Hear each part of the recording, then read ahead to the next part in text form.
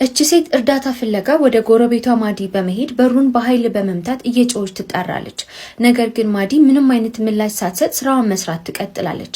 ከደቂቃዎች በኋላም አንድ ነፍሰ ገዳይ ወደ ሴትዮዋ በመምጣት በመጥፎ መንገድ ይገላታል። በዚህ ሁሉ መሃል ማዲ ምንም አይነት መልስ አልሰጠችም ነበር። ገዳዩም በሁኔታው ግራ በመጋባት በሩን በኃይል መምታት ይጀምራል። አሁንም ማዲ ስራዋን መስራት ቀጥላለች።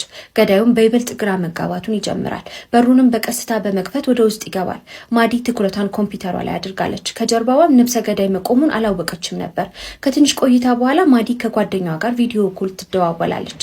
በዚህ ሰዓትም ማዲ በምልክት ቋንቋ ስታወራ እንመለከታለን። ነገሩን ማዲ መስማትም ሆነ መናገር አትችልም ነበር። ለዚህም ነበር ጎረቤቷ ስትጠራት ያልሰማችው። ገዳዩም ይህንን ሲመለከት ከመግደሉ በፊት በሁኔታው ለመዝናናት ታሰበ። የማዲንም ስልክ በማንሳት ወደ ውጭ ይወጣል። ከደቂቃዎች በኋላ ማዲ በኮምፒውተሯ መልእክት ይገባላታል። ግራ በመጋባትም መልእክቱን ስትከፍተው ከራሷ ስልክ የተላከ ነበር። መልእክቱም በአሁን ሰዓት የተነሳ የራሷ ምስል ነበር።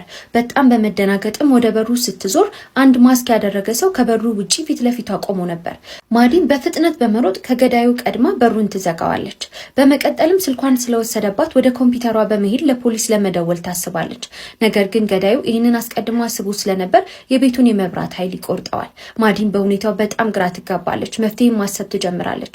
ቦርሳዋ ውስጥም ሊፕስቲክ በማውጣት ወደ በሩ በመሄድ መስታወቱ ላይ ጽሑፍ ትጽፋለች። በመቀጠልም ገዳዩ እንዲያየው ባትሪ በማውጣት ወደ ጽሑፉ ታበራለች። ገዳዩም ጽሑፉን ይመለከተዋል። ጽሑፉም እንዲህ የሚል ነበር። አሁን ፊትህን ስላላየው ብትሄድ የተፈጠረው ነገር ለማንም እንደማልናገር ቃል እገባልሃለሁ ትለዋለች።